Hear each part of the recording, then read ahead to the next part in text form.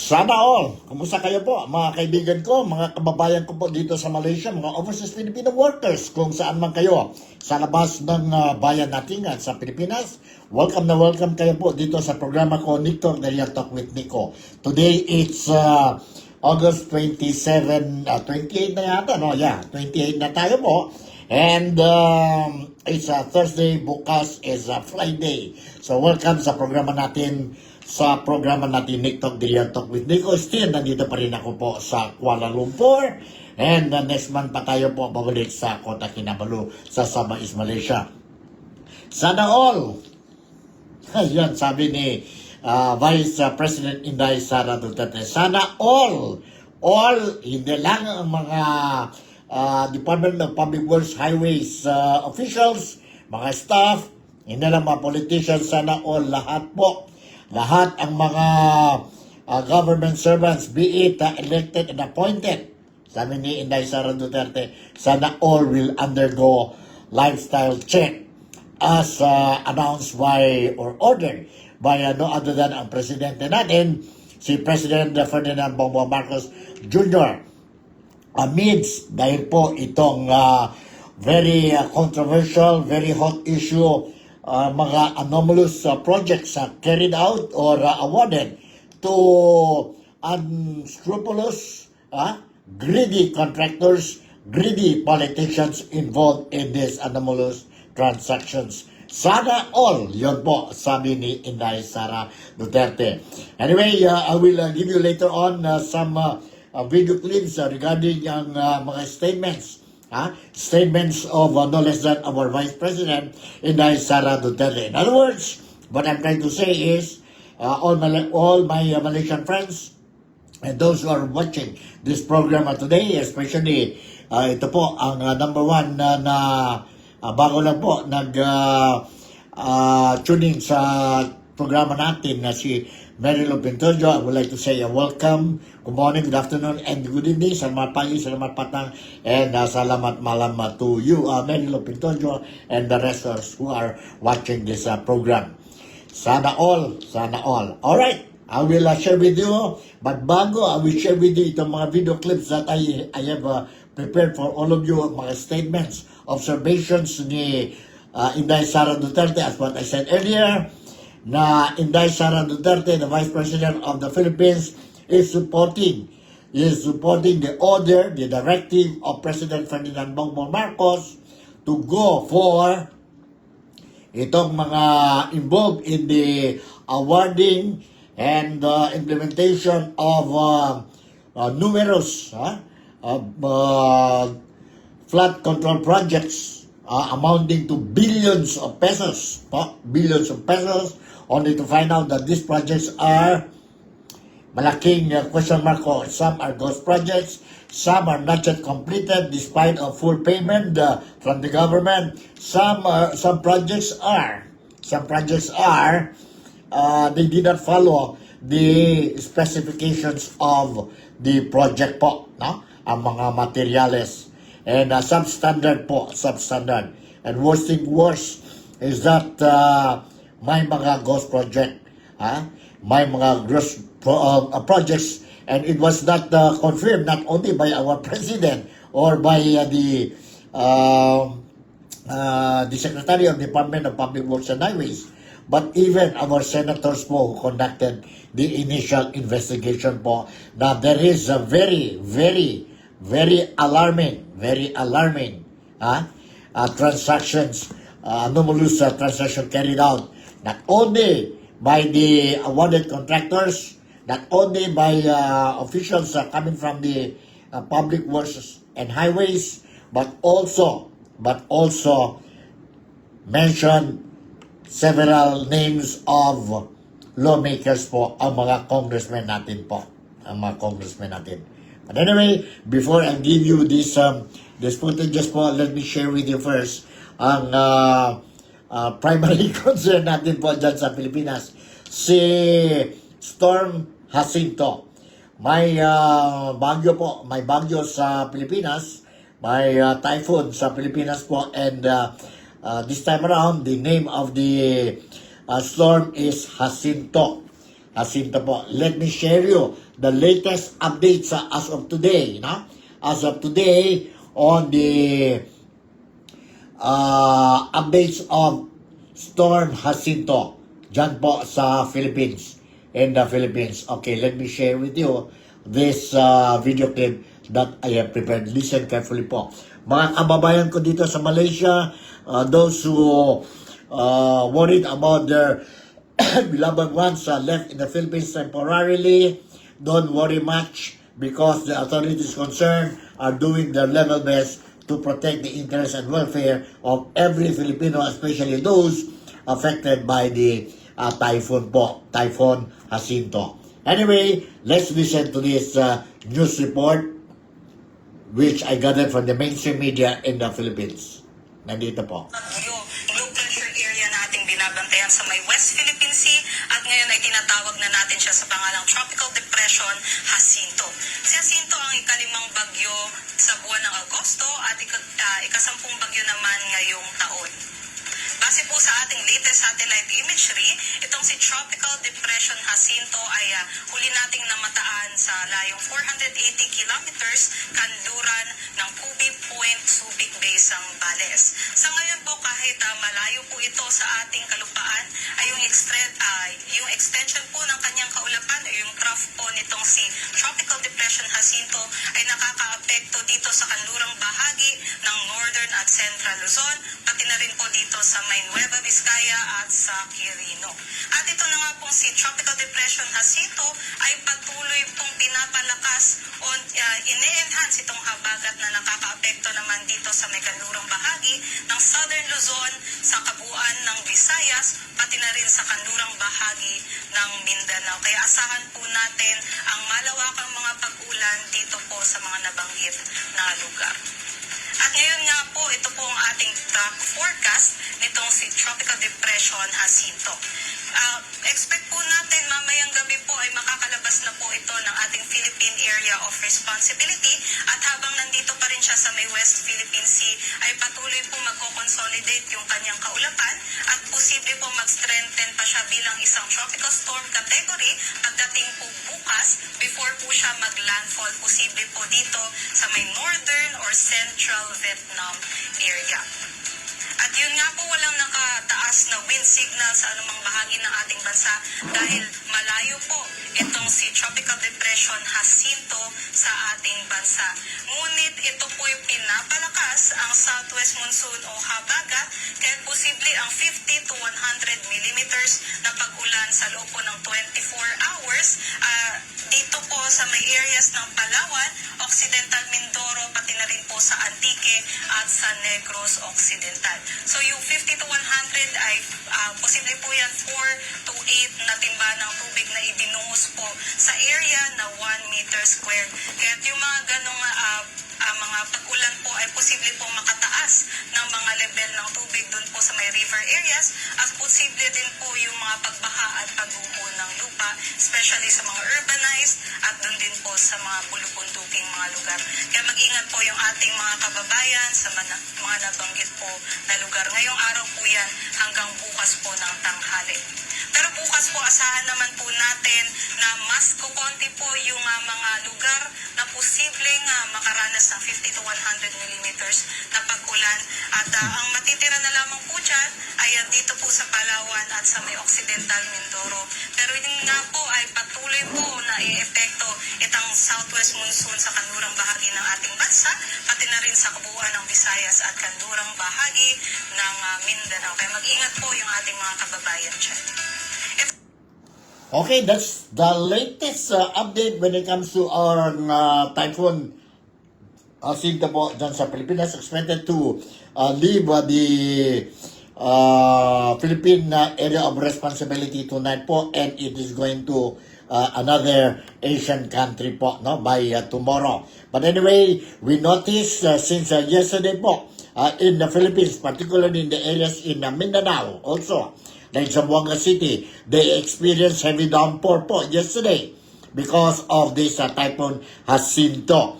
Baha po, baha. Narinig ko, nalaman ko po. Ang Zamboanga City hanggang ngayon, baha na po, no? Ang most areas in Zamboanga City, particularly when I saw in the social media, there are some barangays, for example, Barangay Tumaga, the river, exceeded na talaga sa level niya po, ang safety level ng river. And areas in town proper po, submerged po. And of course, we also noticed, or we saw also some video clips sa social media po in some other areas in the Philippines po experiencing the same thing. I was made to understand, nandito ako po sa Malaysia, sa Kuala Lumpur, I was made to understand yesterday po in Kota Kinabalu City or in Sabah, the lone city in Sabah is Kota Kinabalu City, of which I am residing. Now, they experience heavy downpour po early in the morning and morning, afternoon, and evening po. Heavy downpour, strong wind po, no? And some trees were fallen, mga branches po, dahil sa downpour and strong wind. And of course, as what I said repeatedly, every time there is bad weather condition in the Philippines, ang Sabah will experience the tail of whatever bad weather condition in that particular area is experienced, or ang Pilipinas po, no? Kung may typhoon, tail of the typhoon, we can also feel dito po sa Sabah, and included na po ang Kota Kinabalu and other nearby cities and municipalities. Wala na pala cities, no? Isa lang ang city. Alright. Yun po, kaya na ingat-ingat na kayo. No? Ingat, I just want to remind our brothers and sisters, especially those now being affected by the flood, to take good care of yourself. And if it is and if you think it is necessary, please seek the help from the local authorities nearby or dyan po sa inyo. And if necessary, don't hesitate to take advantage or take shelter ang mga evacuation centers are prepared by your local government units po. That's the most that we can do now. No? That's the most that we can do now. And we hope all these problems that we are facing po, no? Sana lang po walang kalukuhan noon itong mga flood control projects sa Pilipinas. If only they did it properly po, no? Since 2022 hanggang ngayon po, siguro po we want maybe not all areas in the Philippines, but several areas in the Philippines will no longer be facing this kind of problems, no? Ang domino effects of every heavy downpour or typhoon po. But anyway, the government are now looking into this problem, and we hope that the culprits, or those people who are involved in this very messy, unhealthy, corrupt activities po will be brought to or will be punished and put them behind bars po for violation for this corruption act that they have done at the expense of the Filipinos or at the expense of the Filipino taxpayers po, no? Taxpayers, kawawa naman ang Pilipinas, kawawa naman ang Pilipino. Alright. Now, let me share you a story about, about mga sabihin natin hot issues dyan po sa Pilipinas, particularly itong lifestyle directive made by President Ferdinand Bongbong Marcos po, no? Let me share with you this article which I got it from the Inquiry or Inquirer.net. It's a print media po, no? Legit print media in the Philippines, ang Inquirer.net. The heading of the news article is Duterte on Marcos lifestyle check order and appointed executive dummies. Alright? Nandito po ang detalye ng news. Let's listen carefully to this news article. Vice President Sara Duterte expressed support for President Ferdinand Bongbong Marcos Jr.'s order to conduct a lifestyle check on government officials. stressing that it should be a deep dive and include appointed officials and their dummies. Sabi ni Inday Sara Duterte, she is supporting ang order ni PBBM to conduct itong life check, lifestyle check sa mga hindi lang ang mga Department of Public Works and Highways officials and employees, as well as the mga contractors involved in these anomalous projects, but also mga appointed officials din po at saka mga dummies ng mga tao nito po, no? And it should be a deep dive talaga. Must really go down to the root of the problem po. Malalaman natin po kung sino bigla na lang nagiging mayaman dahil po sa proyekto that they were awarded and they cheated the Filipino community po. Okay, pasensya lang kayo po. I have to drink something. But anyway, let's continue with this news article. Duterte issued a statement after Marcos recently ordered a lifestyle check on government officials, starting with the Department of Public Works and Highways, as his administration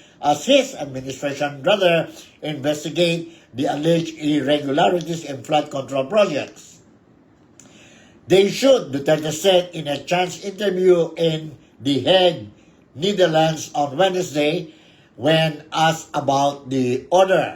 Mayroon tayo po dito video clip about the statement of Inday Sara Duterte po regarding the issue. Nandito po. But it shouldn't be the elected public officials. It should also include the appointed officials, and it should only be on the surface. Like whatever is declared in the SALN, Statement of Assets, Liabilities, and Net Worth, it should be a deep dive that involves exposing dummies, sabi ni Inday Sara Duterte. Although Duterte did not define dummies, the Vice President likely referred to individuals or entities used by public officials as proxies to hide their true wealth or business interests. Expose the dummies employed by public officials, Duterte reiterated. Meanwhile, despite technically being in the same administration as Marcos II in command, Duterte refrained from giving Marcos any tips on how she would handle the supposed corruption in the government. Let's just watch them in their circus. Let's just watch them in their zarzuela, Spanish opera, said Duterte when asked how she would face the corruption allegations on infrastructures, particularly flood control projects. Corruption, and yet it's only about flood control.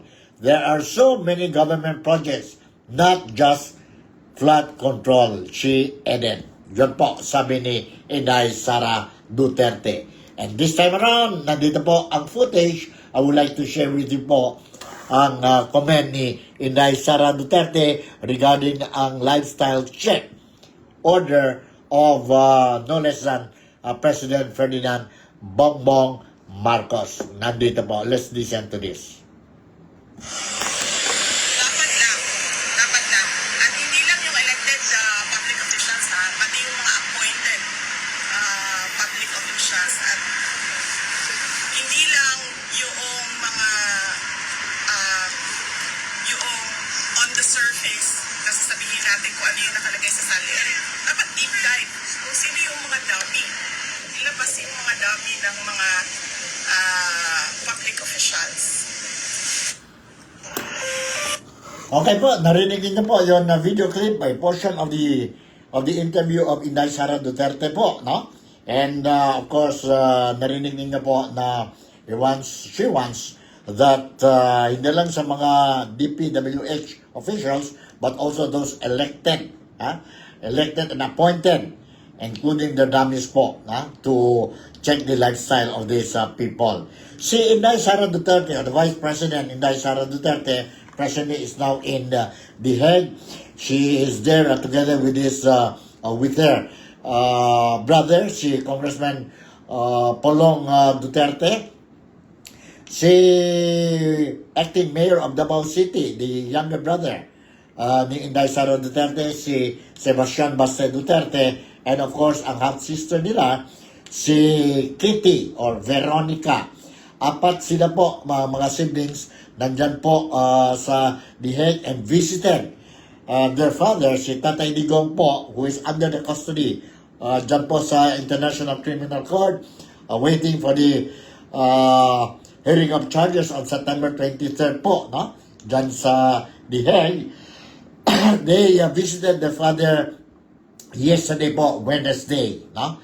Apat sila po. So, crowded ang room ni Tatay Digong yesterday when the children went and visit him, no? And nandito po, there are some, after the visitation, itong siblings ni Tatay Digong, they spent time with the Filipinos outside the building of the detention center and answered a few questions from the Filipino communities doon po sa The Hague yesterday.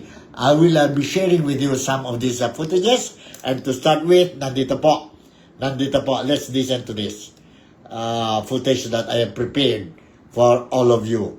Saan na yun? 143. Saan na yun ang 143? Nandito po, let's listen to this. Trabaho ng Commission on Audit na mag-imbestiga kung meron silang makita na anomalya sa mga projects.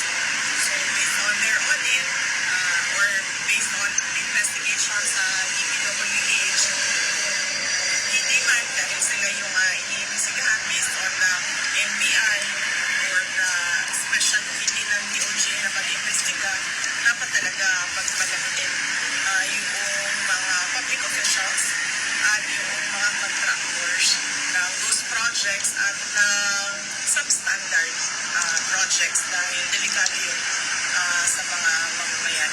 At saka, huwag tayo tumigil sa flood control projects dahil noong 2024, last year, nagsabi na ako, sa school building program pa lang ng Department of Education, pinagati-hatian na ng members of the House of Representatives, pero walang nag-react. Hanggang ngayon, walang nagsasalita, walang nag-iimbestiga. Hindi lang naman flood control so kung seryoso talaga ang administrasyon sa paghabol about sa corruption, tingnan nila yung bukong budget ng 2024 at ng 2025. At hindi lang yan, huwag tayo tumigil dyan. Sagutin yung mga blanco doon sa budget. Madami pa tayong questions. So, hindi lang flood control. Lahat. Since we have information that's dati kayo Alright, narinig niyo po si Inday Sara Duterte, and another footage that I'm going to share with you tungkol ang question na kumusta ang salud ni Tatay Digong. Kumusta ang salud ni Tatay Digong? Nandito po. Let's listen to this. Let's watch and listen to this. 137, no? 137. You hold on, 137. Okay, nandito po. Kanina, chinek namin siya. Minasahe siya for 1.5 hours ni Congressman Pulong Duterte. So, minasahe yung dalawang paa niya. And then, inano yung circulation because napansin niya na medyo gray, ashen gray yung kanyang isang paa. So, minasahe ng maayos para maayos din yung circulation. Minasahe yung dalawang arms niya, yung likod niya, yung kanyang leeg. Minasahe din ni Congressman Pulong Duterte. And before kami pumasok, kinausap ako nung isang nurse. Sabi niya na kapag meron daw, sabihin ko daw sa lahat ng mga bibisita na huwag daw siya bigyan ng snacks. Kasi merong bendo doon sa loob kung saan kami bumibili ng Coke Zero, ng soft drinks, ng juice.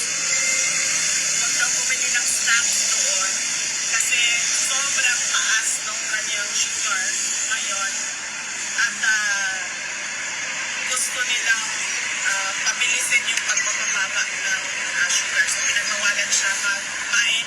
Pero inalaw naman siya sa kanyang Coke Zero kung mag-request siya. Basta ang sinabi lang nila is that minomonitor nila yung pagkain niya sa taas. Kaya wag siyang bigyan ng snacks dahil hindi nila ma-monitor ang sugar doon. Ay nakikita nila nagsispike yung kanyang sugar, blood sugar. So, pinagsabihan kami huwag mag-share ng snacks. Alright, yun lang po, except for the blood sugar niya po, no? So, medyo very concerned din po ang authorities ng ICC, kaya nga they do not allow now mga visitors to bring snacks for Tatay Digong po dahil para they can monitor the sugar level of Tatay Digong. And that's very good po, no? There is nothing wrong there.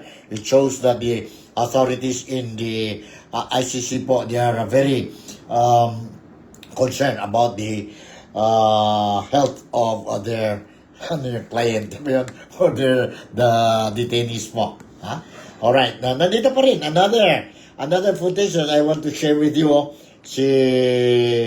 Sino ito? Si Inday Sara Duterte. She was talking about or thanking also the Filipinos po na for hanggang ngayon po nandyan pa rin giving support po sa kay Tatay Digong and lahat na po yun mga Filipinos from day 1 hanggang ngayon nandyan pa po sa Duterte Park. Let's listen to this. Ang aming pamilya po ay nagpapasalamat sa inyong lahat na nandito kayo sa Hague. Yung iba, hindi taga Netherlands, meron pang galing sa malayong New Zealand, napakalayo ng lugar, pumunta dito. Papasalamat kami dahil una-una, sigurado kami, yung dasal ninyo araw-araw, ang laking tulong nun sa sitwasyon ni dating Pangulong Rodrigo Duterte. Yung pagpapakita ninyo ng suporta sa kanya, kanina na-mention, nabanggit sa kanya yung mga tao na nandito, yung mga personalities na nandito. And we mentioned you, and then he smiled kasi ano daw, noong nasa Davao siya, nanonood siya mga content at mga vlogs mo. So, nagpapasalamat siya at nagpapasalamat kami lalo-lalo na mga anak niya sa tulong ninyo sa kampanya at sa tulong ninyo sa dasal ninyo at sa pagpapakita ninyo ng support sa Alright, yon po, Inday Sara Duterte, together with Congressman Polong, together with acting mayor of Davao, si Baste, together with Veronica, si Kitty po, and Inday Sara Duterte. Apat sila po. Yesterday, they went and visit ang tatay nila, and so far, everything is running smoothly, except that si Inday Sara Duterte, hindi naman nag-refuse, but she preferred that anything, questions related to the case of Tatay Digong, she prefers that it should be addressed to Attorney Nicholas Kaufman. Yun lang po, dapat yun lang yun po, no? Para wala tayong confusions or problema po dyan sa The Hague. Mayroon sila ibang mga polisiya po. Iba din ang polisiya dyan o dito o dyan po sa Pilipinas. But so far, so good. Everything is running smoothly. And I was made to understand na also si Inday Sara Duterte will be going to Japan on September 20 and 21 yata yun, no? Because mga Filipino communities doon, overseas Filipino communities, they also organize another rally ba yun? Or gathering in support of Tatay Digong. That will be September 20 to 21. So, during the interview, si Inday Sara Duterte also mentioned and confirmed that in The Hague, there will be a rally gathering from September 19 to 21 yata yun, no? To 21, and Filipinos will be gathering there, showing support and prayers to Tatay Digong for the upcoming or forthcoming hearing of charges scheduled on September 23rd. Yun po ang schedule ni Inday Sara Duterte at saka ang scheduled organized activities for Tatay Digong po ang mga supporters. So, yun ang latest sa atin po, and let's continue. Mga supporters ni Tatay Digong, supporters ni Inday Sara Duterte, mga supporters ng mga Duterte, and supporters ng Philippine Laban po. Now, let's continue to pray. Na okay si Tatay Digong. Nothing will happen to him, and everything at the end of the day will be positive po. No, will be positive. And we hope that sooner or later, pero kung pwede lang, the soonest, he will be returned back to the Philippines po, back home sa Davao City po, no? Sa Davao City, yon ang city ni Tatay Digong. Alright, another topic that I would like to share with you po before I will conclude this program. Today is Thursday, August 28, is yun na po, ang kababayan natin dito po sa Malaysia, West Malaysia, as well as in Sabah, ayan, Sarawak, no? Marami din tayong mga brothers and sisters coming from Mindanao, coming from the Bangsamoro Autonomous Region in Muslim Mindanao, in Mindanao po. Now they are going to have their election by October na po. And today is the start of their campaign period. Campaign period na po. And the COMELEC has started to print ang mga ballots, no? For the BARM election scheduled on October. Today is the start of their campaign period. Ibig sabihin po, ang mga kandidato dyan po sa BARM, today, busy na po. They will be visiting different places po. Saan ba yun ng BARM? Ang BARM is areas like Tawi-Tawi, Basilan, wala nang Sulu, no? Tawi-Tawi, Basilan, because Lamitan is part of it. We have Lanao del Sur, Lanao del Norte, Maguindanao. Basta 5 provinces siya po. But anyway, nandito po ang news. I want to share with you itong news about the BARM election. BARM election po. Let's listen to this.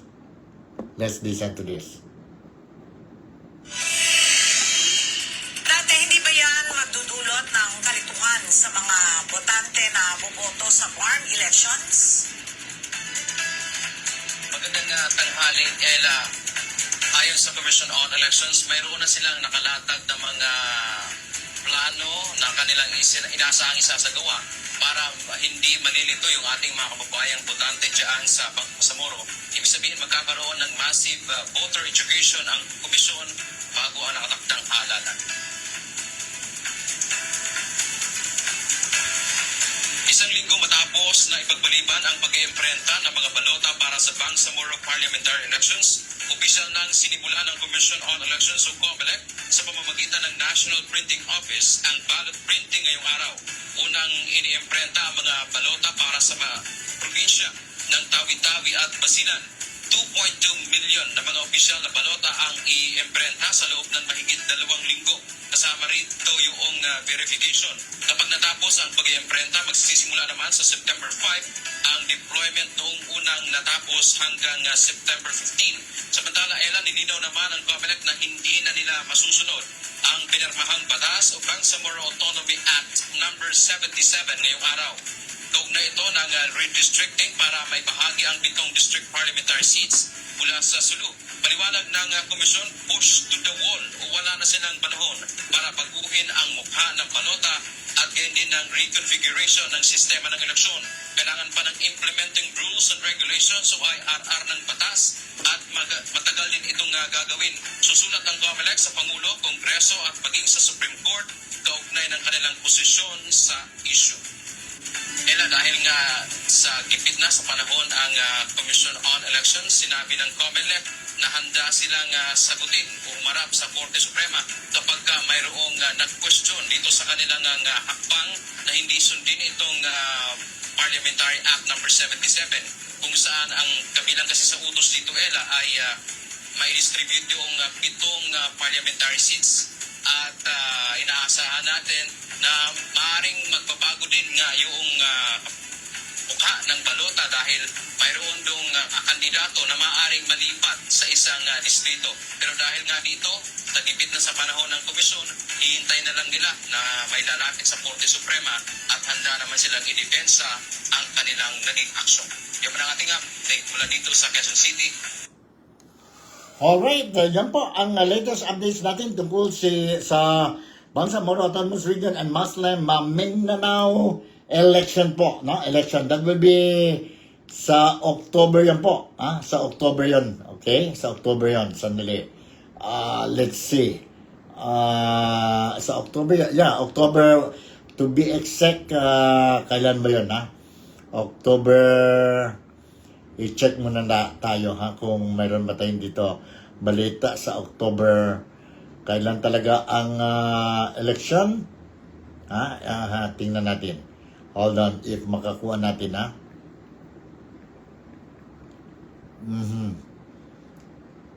Sana we can get. Sana mayroon tayo dito. Hold on, Hold on. Candidates for ombudsman. Okay. Candidates for ombudsman. Alright. Parang malabo yata, no? Okay. Let me read you this news article po dyan sa ABS-CBN. A law distributing 7 parliamentary seats originally allotted to Sulu in the Bangsamoro has been approved by Interim Chief Minister Abdul Rauf. Its government said Thursday, or today yan po. In a statement, the Bangsamoro regional government said that 32 single-member parliamentary districts are now reappointed as follows. 9 parliamentary districts for Lanao del Sur, 5 for Maguindanao del Norte, 5 for Maguindanao del Sur, 4 for Basilan, 4 for Tawi-Tawi, 3 for Cotabato City, and 2 for Special Geographic Area. Based on the Bangsamoro Parliamentary Redistricting Act 2025 or BAA number 77, if the law results in the creation of a new parliamentary districts after the filing of the certificates of candidacy COC in this year's election and left without an elected parliamentary district representative, the President must appoint an interim parliamentary district representatives to serve until a representative is duly elected and qualified. The interim appointee shall have the same rights, duties, and privileges as an elected district representative, but the term shall automatically end upon the assumption into office of the duly elected representatives of the district following the next regular or special election, Section 4 of the law said. Aspirants, meanwhile, who have already filled their COC will retain their candidacy in the districts where they filed their OSC, even if the district where they filed the COC, even if their barangay or municipality has been reassigned to a different district. So, yun po. Yun po ang latest natin tungkol sa Bangsamoro election. Again, I would like to repeat and remind po, no? Ito ang seat allocations po. In an announcement, the Bangsamoro Regional Government said the 32 single-member parliament districts are now reappropriation as follows. 9 parliamentary districts for Lanao del Sur, 5 for Maguindanao del Norte, 5 for Maguindanao del Sur, 4 for Basilan, 4 for Tawi-Tawi, 3 for Cotabato City, and 2 for Special Geographic Area. Yun po ang vacancies ngayon po for the October election. Na, siguro po, I just want to inform you also, mga relatives natin po, dyan sa Zamboanga o Zambasulta o dyan sa Pilipinas po, no? Schedule ngayon, deportation exercise from Sandakan to Zamboanga City. Expected to be deported some slightly over 600 Filipinos po who violated immigration laws dito po sa Sabah and served their jail sentence po, no? And now ready for deportation. And I was made to understand that the vessel from Zamboanga City left yesterday and just arrived in the Sandakan port and will leave the Sandakan port bound for the original port destination po, Zamboanga City, tonight, together with the 600 plus deportees po, Filipino deportees. So, medyo busy naman ang Zamboanga City dyan bukas po when the deportees will arrive dyan sa Zamboanga via MV Antonio 1 ng Allison Shipping Line. So, ito ang latest natin sa Nick Talk today. And sana lang po, mas paano, I hope I managed to entertain you, managed to give you some updates, or information on what is happening in the Philippines. So with this, once again, Nico Fabian would like to say thank you very much for making me a part of your day today. Malaysia, Sabah, the Philippines, God bless us all. And I'll see you in my next episode. Bye.